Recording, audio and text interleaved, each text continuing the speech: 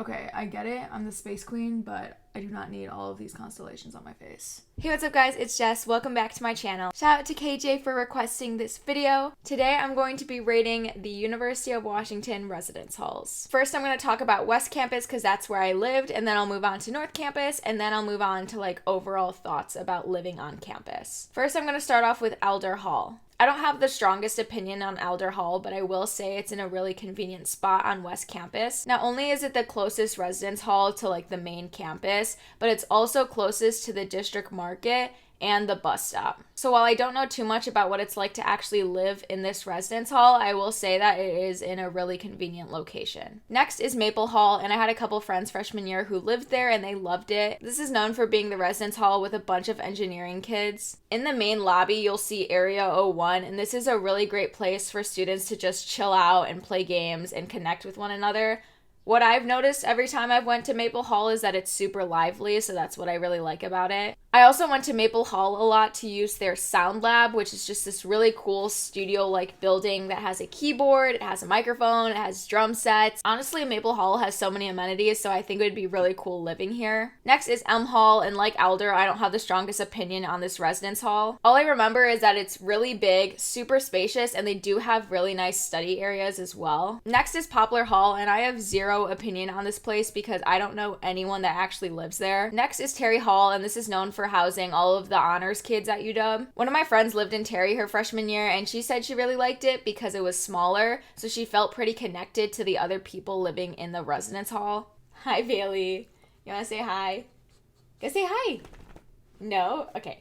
My first choice wouldn't be to live in Terry just because it's the furthest residence hall away from UW's main campus. And if you were planning on taking the bus, you would still have to walk all the way from Terry to the District Market's bus stop. Since Terry is so out of the way, I don't think it's a super lively environment there. Next is Lander Hall, and this is where I lived my freshman year. Lander Hall is such a nice place to be. I really enjoyed my experience living there. It was super convenient to have study rooms on each floor, and they also had really spacious community areas. What's also cool about Lander is that they have their own music rooms, and in one of them they have a piano, which is super nice. I went there all the time. I don't know if this is the same throughout the whole residence hall, but at least on my floor we were all STEM kids. Next I'm going to talk about the residence halls on North Campus. First up is Hansey Hall, and you cannot pay me to live here. One of my closest friends lived in Hansey Hall her freshman year, and she said really the only positive about living in that residence hall was that it was a cheap single dorm. Other than that, she said it was very antisocial, very old, and smelled super musty. She said overall her experience was fine, but that's because she only used her dorm to sleep in, and otherwise she would spend no time there.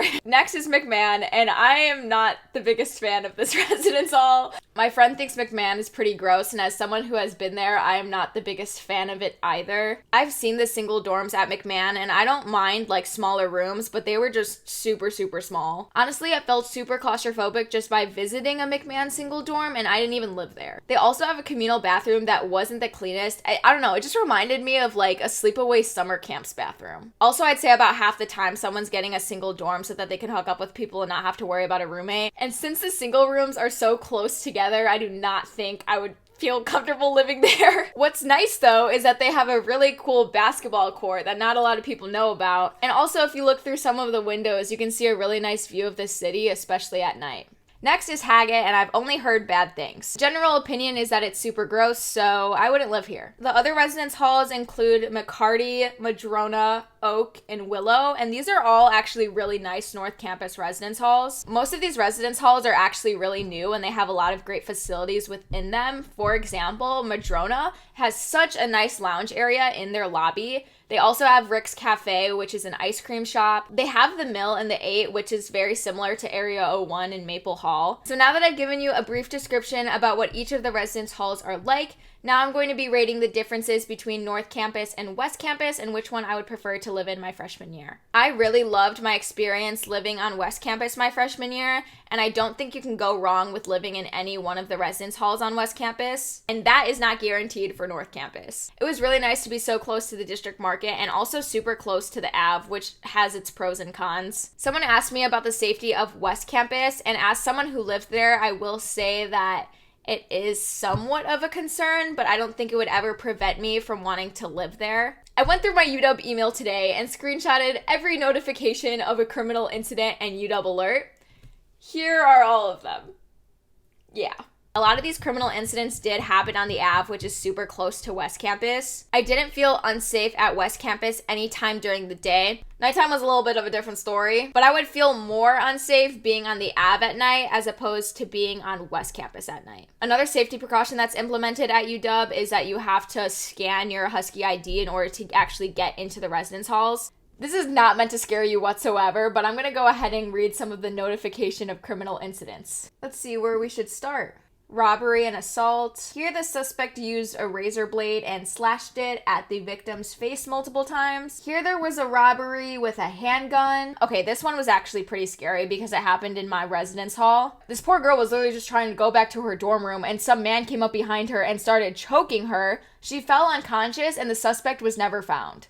I would say this was the scariest incident because it meant that someone that wasn't supposed to be on West Campus somehow got into the residence hall. What's even more scary is that this happened in my residence hall. Here's another one. Oh, victim was injured, being struck with a machete in the face and abdomen. The suspect left and was not found.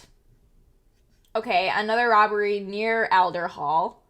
Okay, someone was assaulted with a skateboard. Oh, I didn't even open these ones yet. Okay, more handguns and robberies. After reading all of those incidents, I will say West Campus sounds pretty bad right now. Hopefully I did not scare everyone away from living on West Campus. Reflecting on what I have just said, I will have to say that I think North Campus is slightly safer than living on West Campus just because of how close West Campus is to the Ave.